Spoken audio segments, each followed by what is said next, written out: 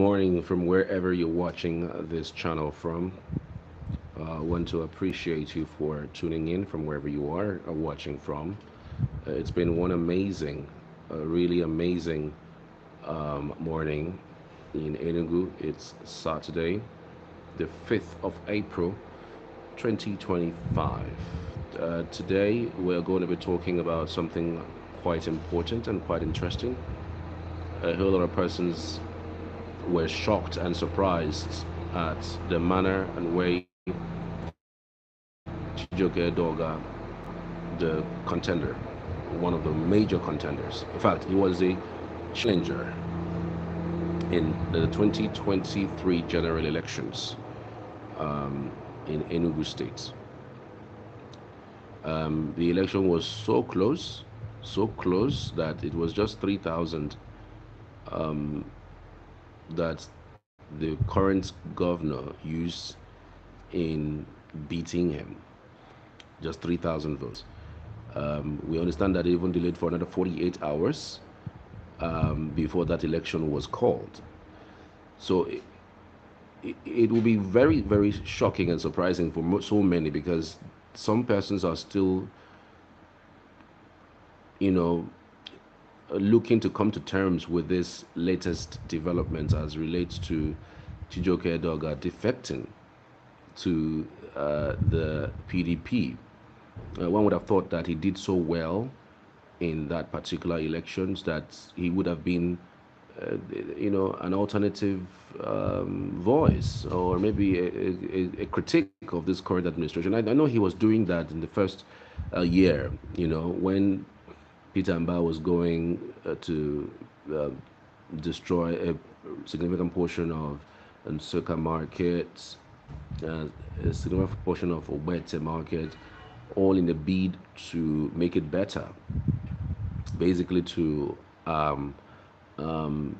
create this bus terminal and create some sanity, in those axes, because of the gridlock that those places actually usually face. So one would have thought that, well, by and large, that issues would have been taken care of. But it does look like the people who didn't hail him at the time, because Chijioke Edeoga was one of the persons who were bitter and angry about the fact that he was destroying those places, and it felt like he was trying to grab lands, he was trying to grab people's properties. But almost 2 years down the line, we can now see clearly that government meant well. Those bus terminals are standing. Access roads are actually being very well developed. And so I want to speak to another opposition candidate in that 2023 elections, because I know I followed that 2023 elections very closely.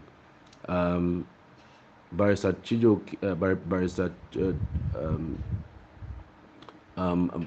Barrister C.D. Ogbe.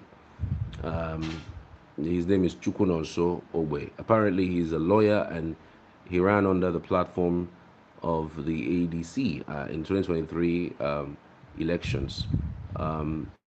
And so he is one of the major opposition of that particular election. So I wanted to find out from him what his reaction would be relating to the developments so far. Let's see if we can speak to him. Hopefully, he tells us what it feels like for somebody like Chijioke Edeoga to go back to PDP. Barrister, thank you so much for joining us. Thank you. I'd really appreciate your time here. It's my pleasure. Good morning. Good morning to you. I mean, how did you receive the news of Chijioke Edeoga, who is one of the major contenders for the 2023 general election, gubernatorial in Enugu State, defecting back to the PDP?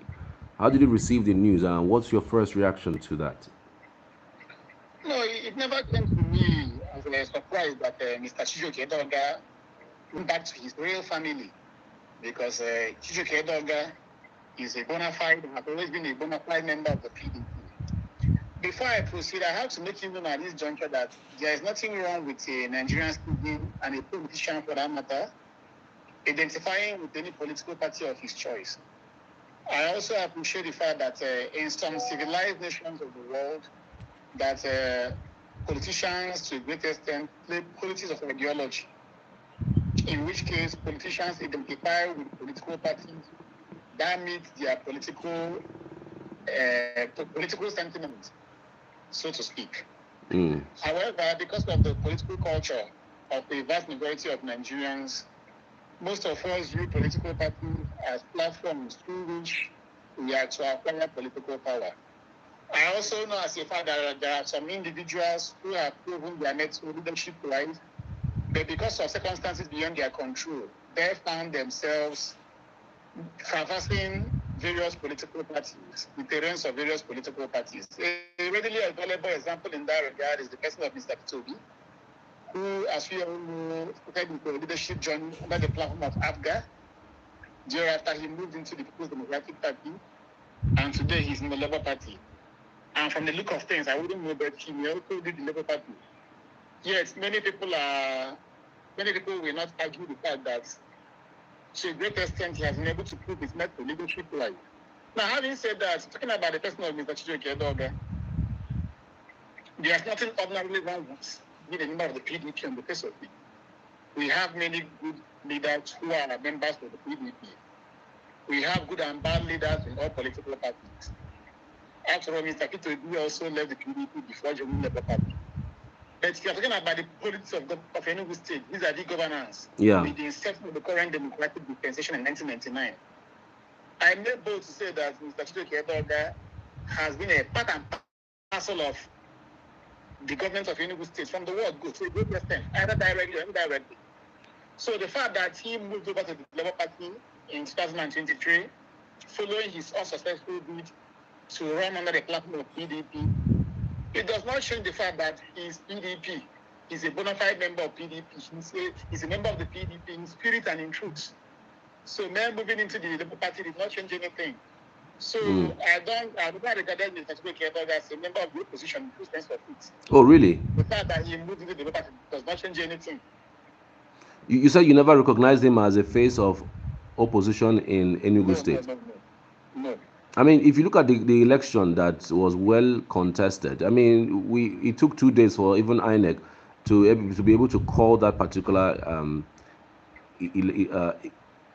election, and it would seem like he's supposed to be like a face of opposition, given how close that election was. I mean, in some quarters, people quoted that he actually won that election, except for some manipulation down there. Why don't you consider him as a face of opposition in Enugu State? We know what happened in 2023, the PDP effect, because there are many persons who did not even campaign, who voted for some offices, yet they emerged victorious. Agreed. One may argue that his election did not take place concurrently with PDP election. I mean, the governorship election took place on a different day. Yeah, the PDP effect was too strong that many persons, maybe out of mischief or based on their own belief, either innocently or otherwise, claim that they are writing status of Mr. Chijioke. Within that time frame, I also approached the electors of Enugu State, and many persons did not listen to us. In fact, this effect was so strong that many persons, for reasons which they're entitled to do, they embraced the highest echelon of emotional attachment to the person of Mr. Chijioke, in which case anything labor was given a clean slate. In which case many persons who are part of the old order, just like Mr. Chijioke Edeoga, they became overnight saints because they identified with the party. So, with due respect to him, he has not been doing, and I don't think for now he's a bit of opposition in Enugu State. It was the PDP effect that brought the entire scenario for the first time in Enugu State, in which we had a very strong political, very strong election that was keenly contested, not because of Edeoga as a person. Anybody who flew that Labour Party flag would have still enjoyed the same support he did, not because of his person, but because of the person of the the obedient way. That was what played out. All right. In Enugu State, except those who don't want to be, except those who are trying to be economical with the truth. Okay, so Do you think that the governor is also scared? Because it does look like the governor went cap in hand, begging him to join the party. Do you think the governor is also scared that with Chijioke Edeoga not joining the party, he might have a problem with his re-election in 2027? Anyway, I think what played out, in my opinion, is this. As I said earlier, Chijioke Edeoga never made any impressive outing because of his own pedigree. But however, assuming he remained in the Labour Party, then this argument may have been projected come 2027 that good and fine, that before now that he will be the PDP. But now that he's a new political creature, that all things have passed away and they have become new. In which case, that he remains steadfast in the opposition Labour Party from 2023 to 2027. And in which scenario, he may not leverage on his new political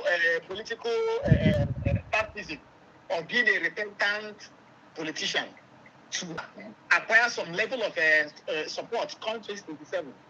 So then they had been the reason behind moves made by the PDP to woo him back.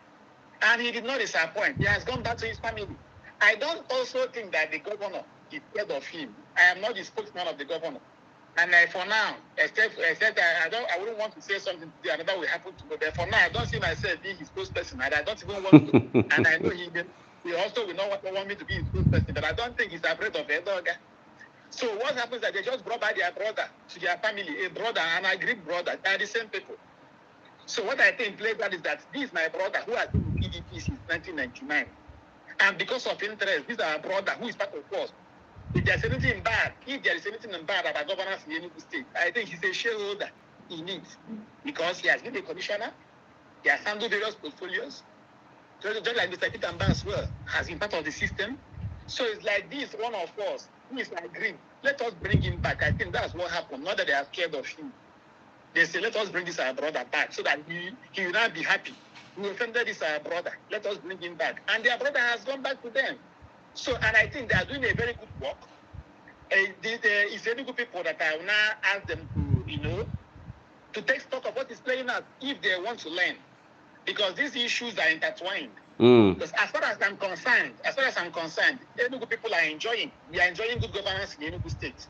As far as I'm concerned, what happened in 2023 is a testament to the fact that Enugu people are still comfortable with PDP. A vast majority of Enugu people, because those who voted with Chijioke Edeoga, those who voted in that election, they indirectly told us that they are also comfortable with the PDP because Edeoga is PDP and PDP is Edeoga. And as I said, I don't have anything against the PDP. I may even join PDP tomorrow. That's the reality. No, I'm telling you the truth. Right now, I don't have any intention of joining PDP, either secretly or in the open. If I have, I will tell you, you will not beat me. Enugu people will not beat me. In fact, I have the moral right to even join the worst political party in Nigeria today, going by the voting pattern of Enugu people last in the last general election. I don't have any intention. Having said that, I don't have anything personally against PDP. But for Enugu people to have come out en masse, for them to have voted either of Chijioke Edeoga or Mr. Peter Mbah, it shows they are comfortable with what is playing out in Enugu State. So when I hear some people complain about Mr. Peter Mbah, they shouldn't complain. Enugu people should stop complaining. Peter Mbah is not even doing well. He's not treating them well the way he's supposed to.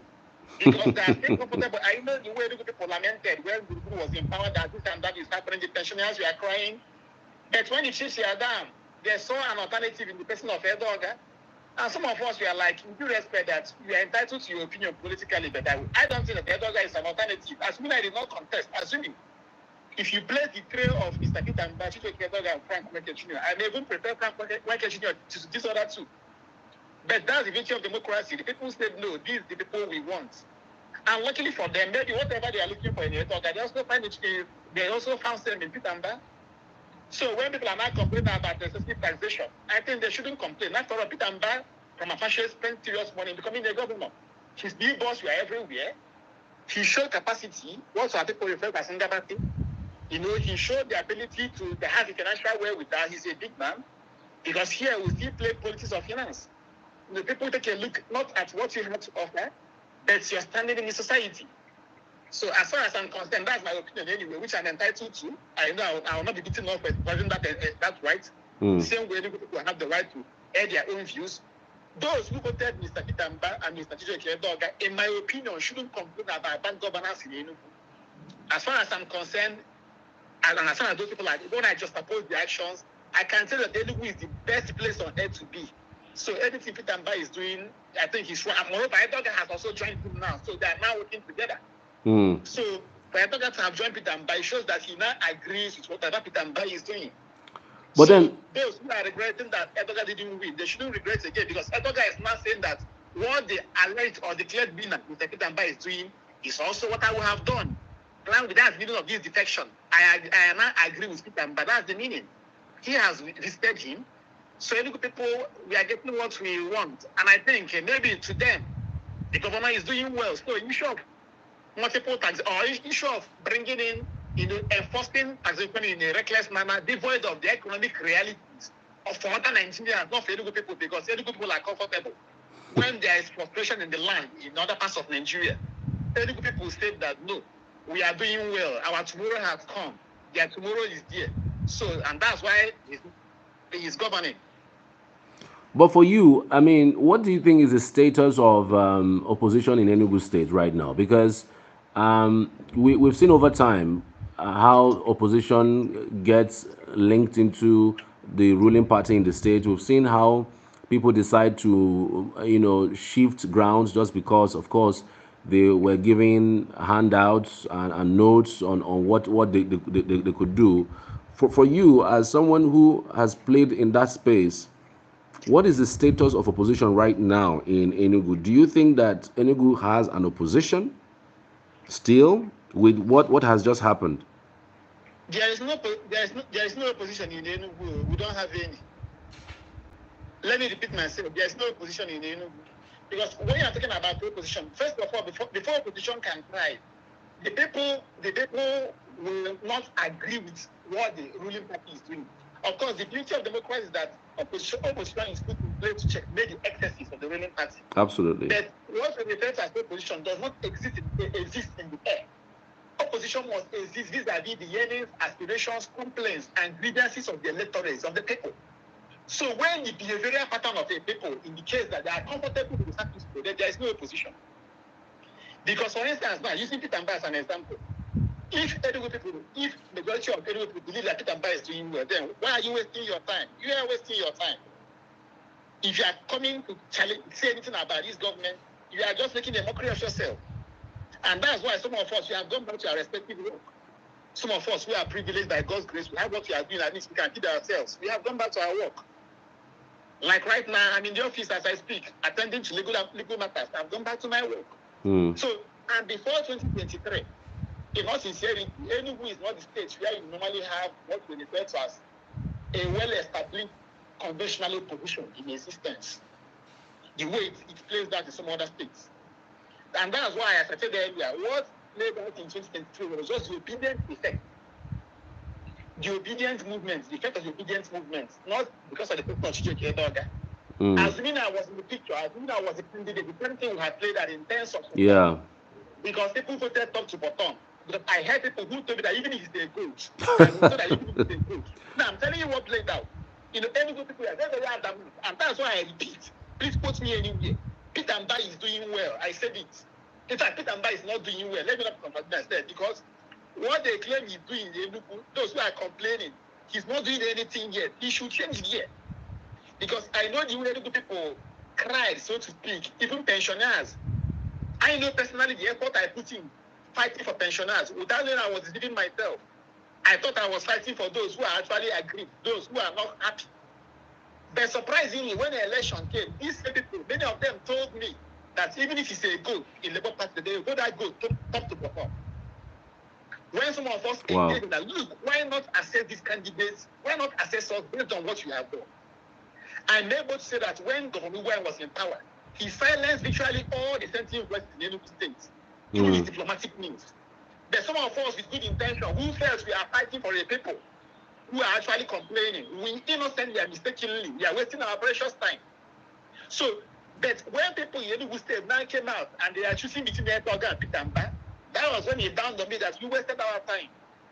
So Peter Mbah should please change gear. He should change gear in whatever he is doing. They are enjoying it. And that's why it is said that whenever a society is not moving forward, don't look at government houses. Look at the character of those being governed. I can tell you, those who are making noise, who are crying, if they election day, you will present unabashed evidence that what government, they will keep you by the side and do the opposite.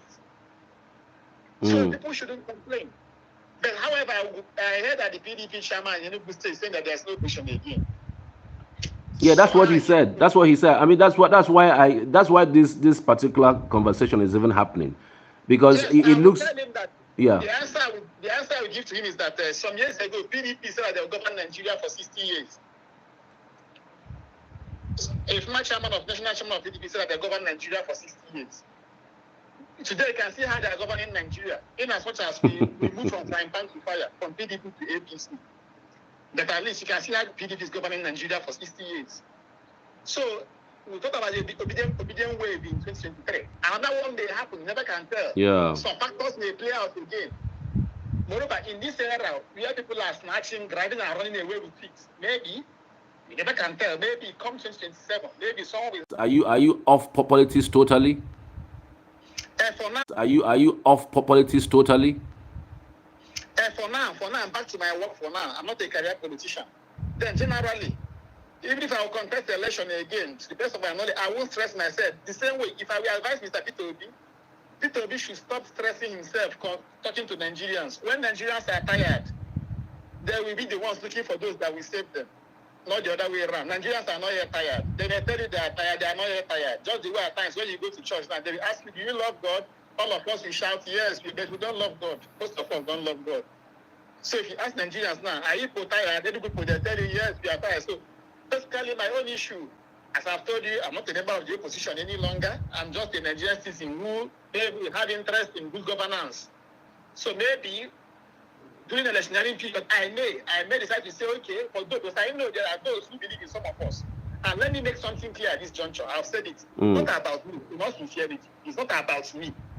Assuming I did not contest this election, the last election, assuming I wasn't a candidate, I think I would have given new faces that benefit of doubt. That when a new face does not mean you will still not do worse. However, it's more or less like a gambling. You may get a better candidate among the new faces. But the situation whereby people we are looking at as political parties, people voted Labour Party candidates from top to bottom, whether the person is a criminal, just join top to bottom, we vote. And people are looking at the financial capacity of candidates. People didn't bother to look at the history, the antecedents of people who came out to contest. People never bothered maybe to project candidates who may not have that financial wherewithal, to spend, bearing in mind that the more you spend money in an election, the chances of even indulging in corrupt practices to recover your money will be high. People vehemently regarded these issues. I speak from the experience. I am not telling you what I was told. I am telling you what I witnessed. That Enugu people vehemently rejected other candidates, even when the voice of... That's why I said, I repeat again that Peter Mbah, anything they say he's doing, he's not even doing it well, including to me. Including to me. I'm also being affected by what that. Let him change gear. Because some are even clapping for him. Some are saying that he's building rules. That as far as I'm concerned, he's not doing anything. Let me explain. The difference between Peter Mbah and Ifa Ugwuanyi is this. Ifa Ugwuanyi had 10 naira. And he worked with, let's say, 2 naira. And then used 8 naira for Rashi, what they call Rashi. Now, this current governor, has 100 naira. He's working with, let's say, 30 naira. And people are clapping.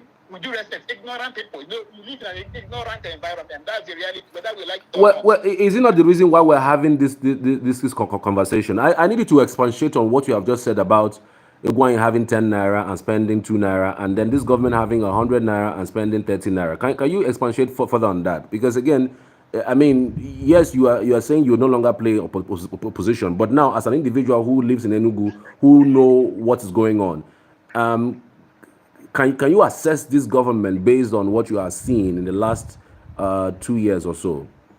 Okay, I will assess this government from 2 perspectives. From perspective 1, I based here in Enugu, and I listen to public opinion. Many people say that he is doing well, that the current government is doing well. And with due respect, I would say that those people, 1, they are entitled to the opinion. But secondly, most of them is either they are emotionally and sentimentally attached to the governor or this government, or they are ignorant. I repeat, either they are emotionally or sentimentally attached to this government, or they are ignorant. So to them, many people say it's doing well. Wow, roads everywhere. Good and fine, roads everywhere, but I have a question. That question is this. I'm not speaking for myself, not as an opposition member. As I told you, there's no opposition for now in Enugu. Maybe there's no opposition in Enugu. You should look at the quality of those roads being built. But ignorant people are clapping. You know, this is a backward society. This is a teeny society. Whether we like that's the fact that we claim we have many graduates here. I'm not even exonerating myself. This is a very primitive society we live in. Look at the quality of those roads they say they are building and those infrastructure. I hope those roads being built will stay up to 8 years. Those roads being built here in Enugu. That's number one. Number two, now take a look at the resources. Ignorant people will not ask questions. With the removal of subsidy, how much did the government receive? Or better still, better put, has there been a tremendous increase in the resources coming from the federation account into the purse of state governments with the removal of subsidy? Well, the president said it. The president said it that there have been more monies available to the states. They should be the ones asking if they want to. But as I said, many of them will not ask. They are only clapping for him. So that God is an ignorant. That's why I'm saying anything that I said about Peter Mbah, I am begging Peter Mbah, I am begging he should change gear. If people are saying that are crying, they are not crying well yet because that's how they are saying they are crying under the roof. And some of us we are deceived. Personally, I know how much I spent in fighting for pensioners in Enugu, and many of them they are aware. But when the election came, many of them told me, no, that they believe, wait, we are in for a serious business. So some of us we are in serious. Even down to our churches, including my own church. In fact, in my own church, my church leaders, I heard, I wasn't there, but I was informed by another church, a top leader of the church, that they said they don't have any candidate running for governorship from their church. Why? Are you serious? Your own church? My own church. Let me not mention the name just for the interest of the church. I'm telling you what happened. And it's true because when they had their synod, I was not invited to address the church, their own church member. That is normal. Wow. It's just like in conventional relationship. If you're a man, that's how you become poor. Your wife will refer to you as a dead man. In which case, when they're calling on widows to come and collect palliatives, your wife will come out. They say that even though you say you are rich, you are not alive. Behind the abdomen, you are not alive. Wow. So they say you are breathable, but they are not living. You are not alive. So that was what happened. So from the Enugu perspective, Peter Mbah is doing very, very well. Their tomorrow has come.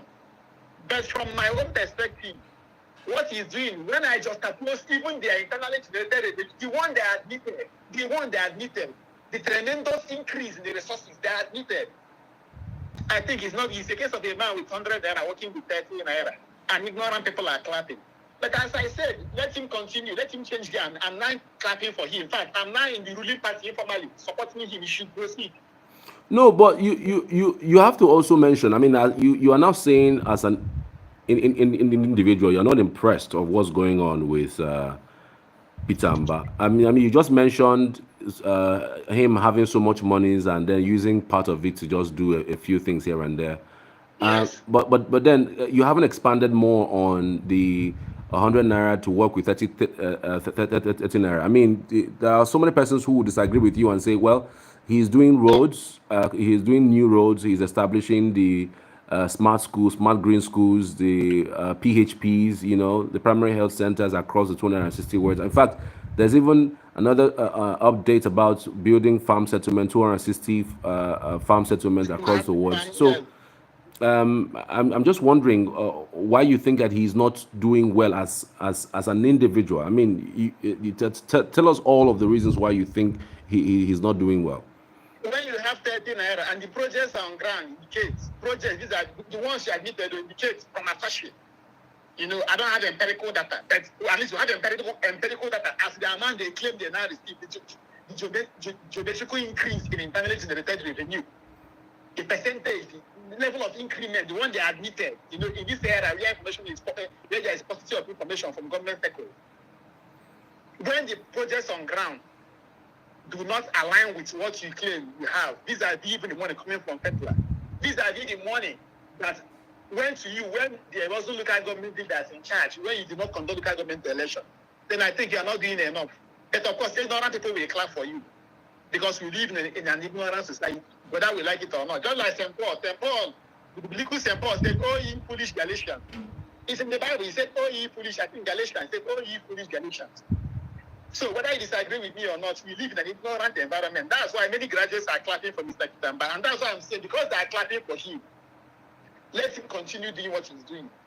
I don't have any business with what is going on. Let him continue.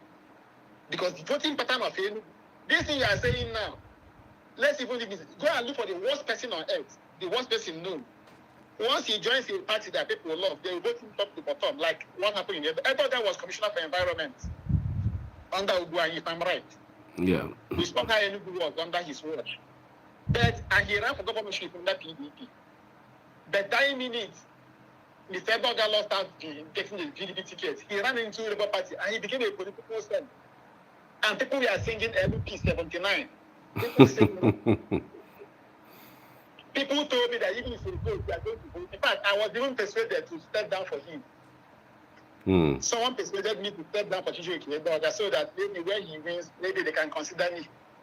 And the person who gave this advice is the person who calls into many radio stations in Enugu, telling people about bad governance. I don't know hear his voice. Like they have gotten tired. Now, I'm telling you what, I will tell you the person. I don't want to mention his name on air. He told me I should step down for him. Wow. And I know a PhD holder who is also a guest on radio station. He campaigned for Edeoga, which is his right to. He campaigned for Edeoga. He always talk about bad governance.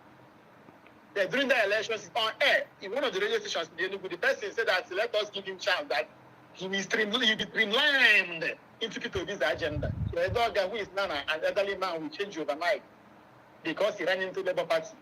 If there's anything he did not get right when he was in PDP, because he now moved into Labour Party overnight, he will not do it right. So Peter Mbah is doing well. Please, you should encourage him that Enugu people, many of them say he's doing well. So if he's not doing well, there should be the opposition that will say he's not doing well. Therefore now, according to them, many people, that he's doing well. So who am I? Who am I that did not secure up to 1,000 votes? Then he's not doing well. I've been watching myself. He's doing well. I see you say. The voice of the people is the voice of God. Once any people say he's doing well, I don't have any problem. He's doing well. I see you say that with a lot of sarcasm, beneath your voice, and you're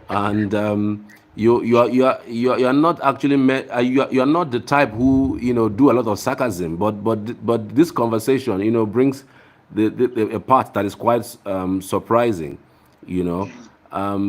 but then I mean I really don't know where we would head to, especially as it concerns 2027. And everyone was thinking that at least with the Edeoga's emergence, there will be like a strong, formidable force that can even align with other parties in order to actually do something, to fight for what it is that might be, an election that was lost in 2023.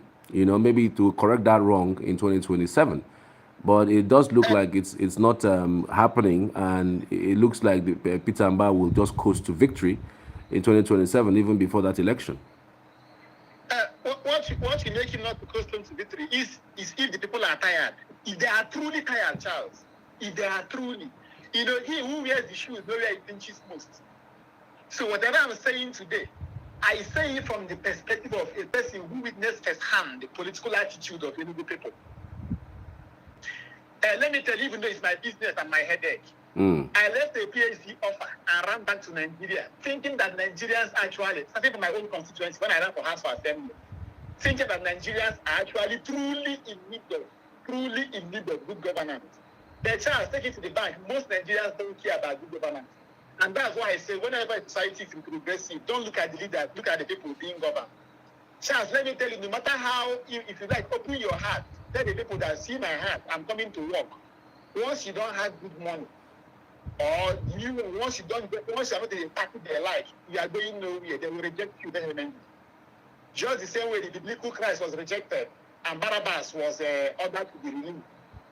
The Barabbas, the criminal, they said they should, and that's democracy for you. So you have to honor the wish of the people. So if I should advise you and others, they shouldn't lose sleep over whether Peter Mbah will be elected or not. because it's the Enugu people that will decide. But for now, for what is playing now, they are comfortable with him. Many people are, I know a few, many people are comfortable. And that's what I'm telling him. If you are doing something and people say you are doing well, then you should improve on what you are doing. So those who are clapping for him, and they say that there is building roads. And I've told you, for me, those roads, I don't see those roads staying beyond 10 years. From what I'm seeing, except if I don't see well. But people who are graduates of University of Nigeria, IMT, they are clapping for him with those roads.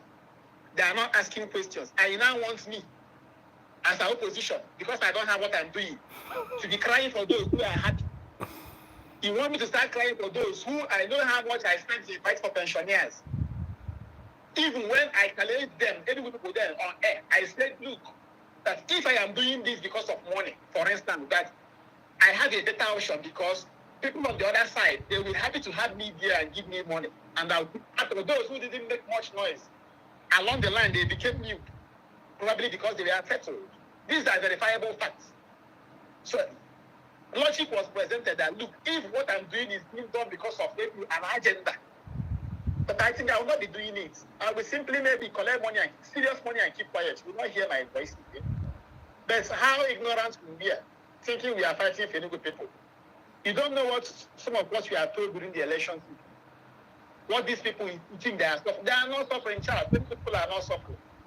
Please quote me that Enugu people, most of us are very, very happy. Quote me, I said it. Enugu people from the way, because if I claim I'm suffering, if I claim I don't like this, then I will reject that thing. If I say an alternative, I will offer the alternative. But when I'm making noise, I know names, I will tell you later. One of them, even during the election, said that if we don't vote so and so person, it should be it's not in Igbo. He said, it should be an evil if we don't vote so and so candidate. That same candidate voted Peter Mbah. He voted Peter Mbah. Wow. So, which is his right. In democracy, you vote wherever you want to vote. So, Enugu people voted Peter Mbah and Edeoga because there is this belief that Edeoga actually won the election. But luckily for Enugu people, Edeoga has gone back to Peter Mbah, his brother, to show that they are all together. So, Enugu people should not regret again what they will have gotten in Edeoga, because that's they wanted to get in Edeoga. They are not getting it in Peter Mbah, and they are saying he's doing well. So, what's my own headache? I will be a busybody, a medicine interloper, a man without job if I should be crying. So what some of us may do is that maybe we just pick form. Because there are some persons who believe in some of us anyway. There are some persons who believe in some of us. So that those people will say, okay, even if majority are not with this person or with these persons, for the sake of conscience, for the sake of, because I am truly tired. I am truly tired of the system. Let me vote this person, even if it's because that would be a mere waste of votes. But if the usual bandwagon, he will have his way. I won't even have, and again, in Igbo line, say that there's another day that so whatever should have been told, said to Nigerians, have been said to Nigerians, both at national level. That's why someone like Peter Mbah, if I should advise him, he should go and rest. Let him leave us. Let him leave Nigerian people. The day we are tired, we will now keep tribe and religion by the side and stay there and look for a savior. If I should, like I just tell people, they got tired.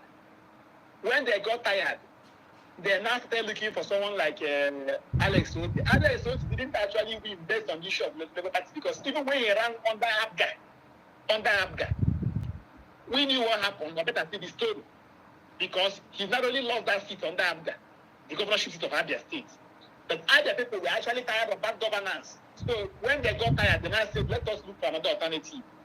But for now, Enugu people, from the way Enugu people voted in last election, I don't know for today.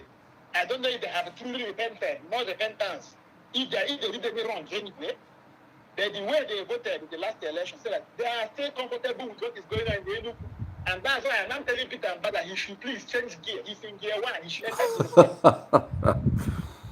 enter Okay, but you say a lot of things with so much anger as to what Enugu people actually did, in 2023. You feel that Enugu people really are not tired of what's going on, especially as it concerns the People's Democratic Party.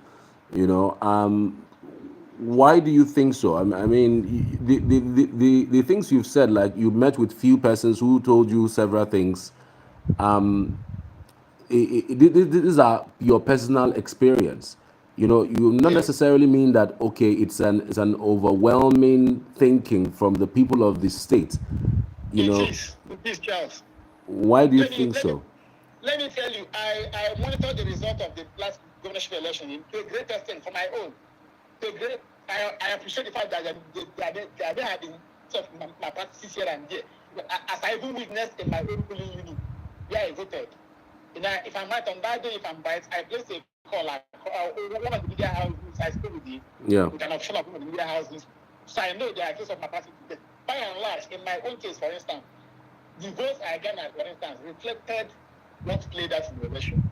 Now, I made a comment earlier that if you should place the three of the current governor, Mr. Edeoga, and let's say Frank Weke Jr., being those who had been in government before, Yeah. I think, in my own opinion, I would even prefer Mr. Frank Weke Jr. to them. But he did not get up to 20,000 votes in Enugu. He didn't. In Enugu. And at least we can tell that his jingles were all over the place. Yeah, he did. You wouldn't say that maybe he didn't, it wasn't a case of people like us who didn't have strong financial muscle. Yeah. Some of us, we are struggling to have our jingles played. The jingles are all over the place. Yes, and despite being a former minister, yes, he couldn't get them out to 20,000 votes in the last election. Why? Enugu people voted up to the top. That's why I was told that even if it's a criminal, I'm telling you what I was told, that once you enter level, we vote you, we don't want to know. Good and fine. Good and fine. I'm not saying if it's a goat, yes, we vote that goat, no problem. Good and fine. Okay, so you know. the show of anger, I'm a human being, I will not lie to you. Let me put it this way, I'm surprised with the voting pattern of Enugu. The voting pattern surprised me. Because even the state like Anambra State, for instance, if I'm right, you have people who run under different political platforms. Candidates were assessed on individual basis. Even if those assessments were done based on maybe their financial standing, but at least they were assessed on individual basis. But Enugu said no, it's top to bottom. That means, due respect, not even, that means maybe most people here in Enugu are politically ignorant. They are not enlightened politically. And if you have suffered, if you claim you have suffered, and your suffering has not made you to the suffer to know who you are going to choose as your leader before you start talking about Rigi, whether the election will be rigged or not, you have not done this, you have not suffered enough. I repeat, if you claim you have suffered and your suffering has not gotten to the extent that will make you to be careful as to who you vote, before you now start talking about whether the election will be rigged or not, you have not suffered enough. You are still enjoying strong. Maybe you are suffering and still enjoying. Suffering and what they call suffering and smiling. It's not yet very severe. You know, you say that's what will give you the impetus to start putting. As I speak with you, Charles, even some church leaders participated in this election.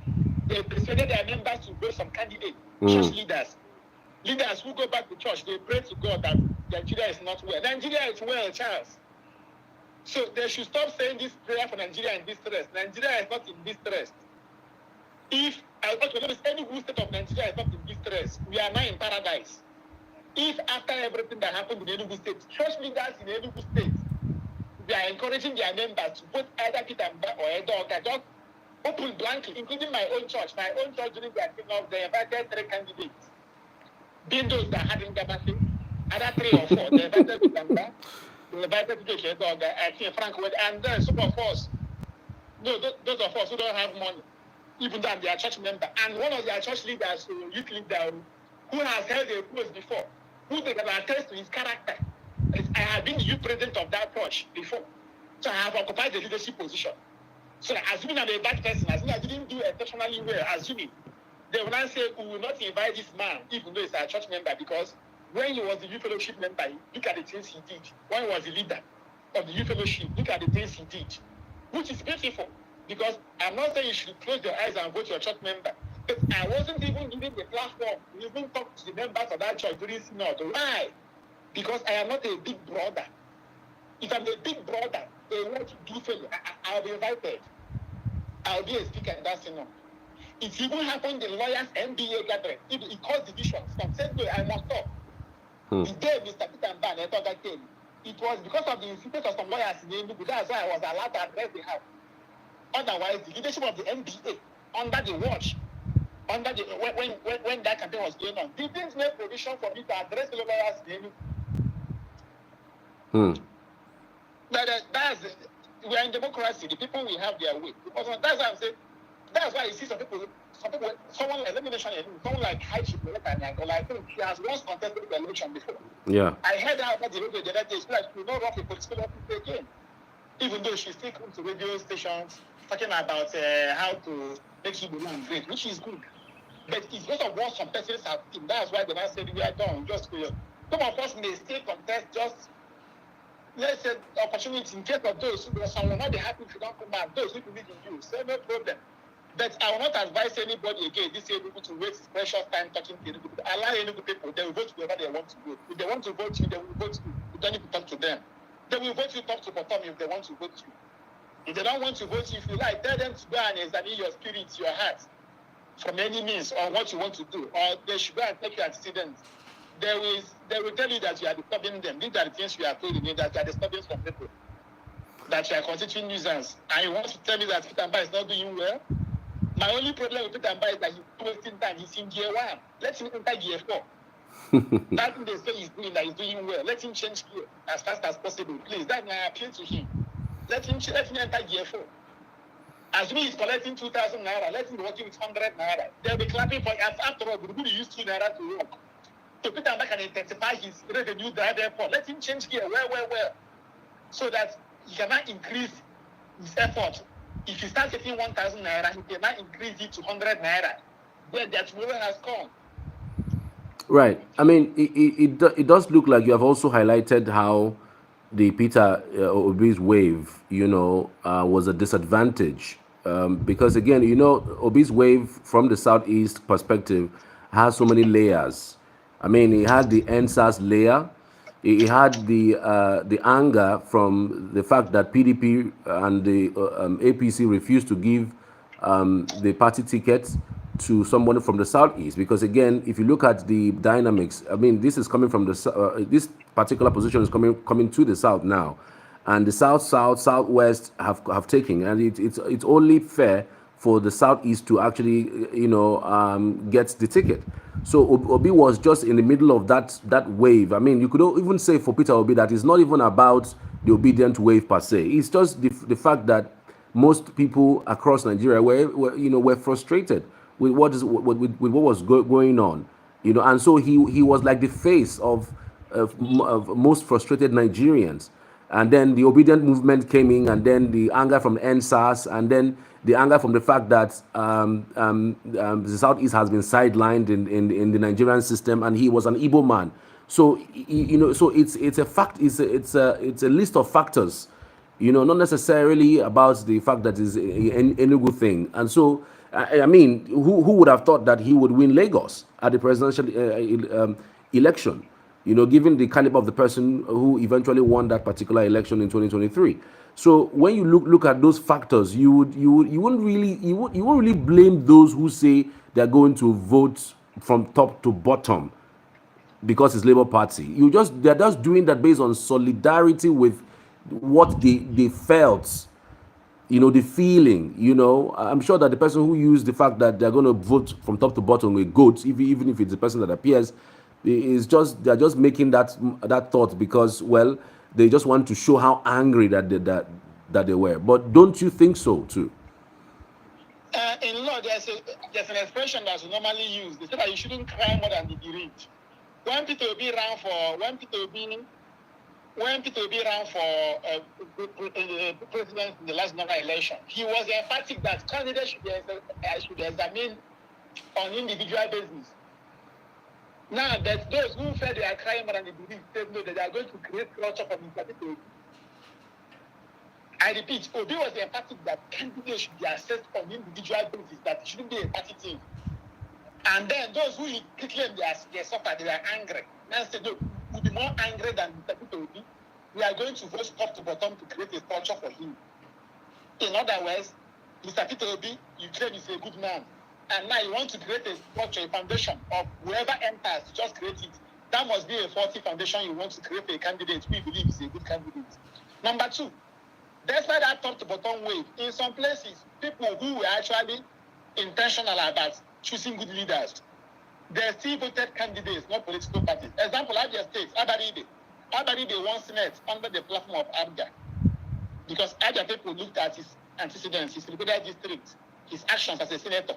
And then I said, we vote top, we will not vote for Tom. Top will be for Tom, they look at the candidates. According to Anambra House of Assembly, we now have candidates from various political parties. They didn't vote for Tom generally. So if you voted top to bottom, then you are ignorant. You just close your eyes. You should live with the consequences, if any. That's why I get angry when I see good people complain that the Labour Party men ran back to PDP, the House of Assembly men. Why are you? You should leave these young men alone. These are smart men and women who capitalized on your ability, who capitalized on your emotional, your inability to guard your emotions.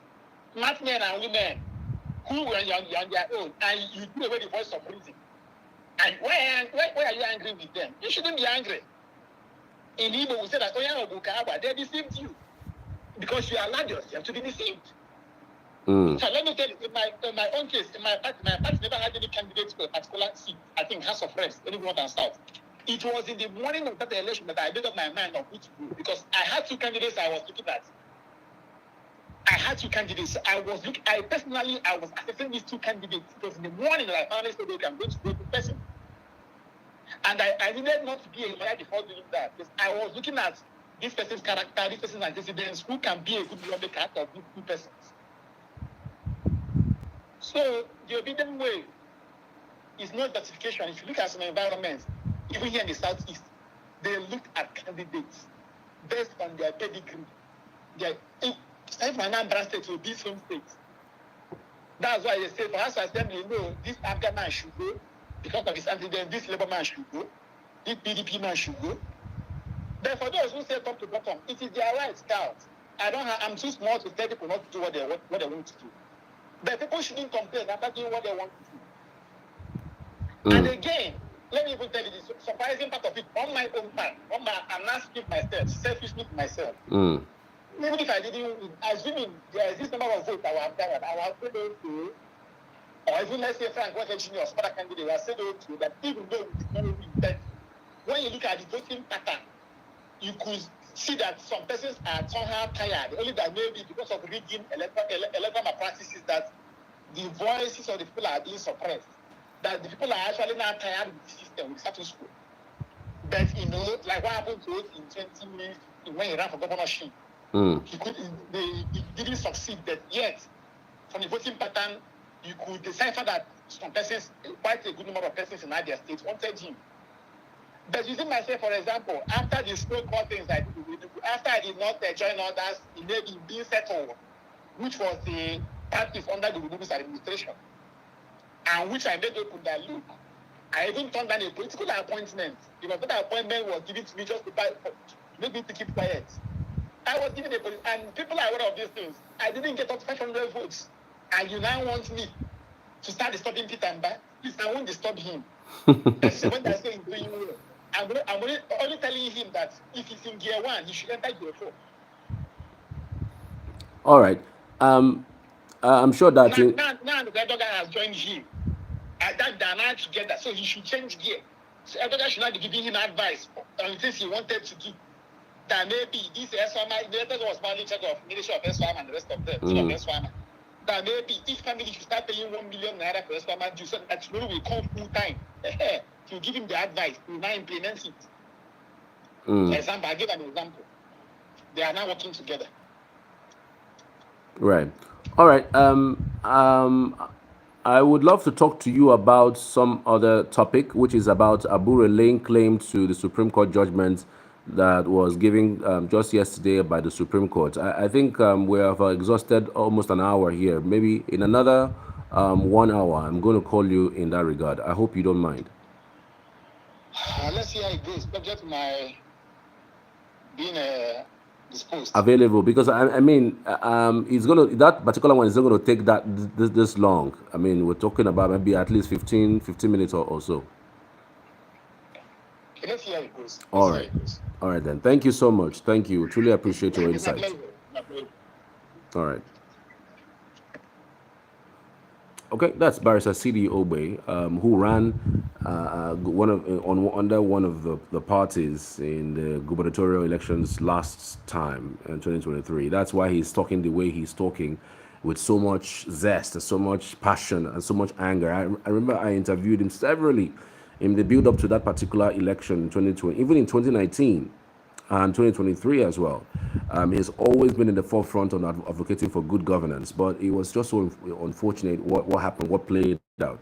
You know, the dynamics didn't support his movement. The dynamics was just so crazy. It's crazy to the extent that the wave of Peter Obi swept a lot of them, who are now thinking to themselves that maybe it was a mistake in the first place to have even ventured into trying to salvage the situation.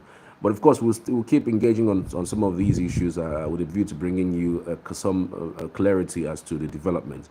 Many thanks for being part of the broadcast. The next broadcast will be about Abure laying claim to the Supreme Court's judgment, saying that the appeal was meritorious, that Naledi Usman's appeal was meritorious, but that of Abure was not meritorious. What does that really mean in the context of the leadership of the Labour Party across Nigeria?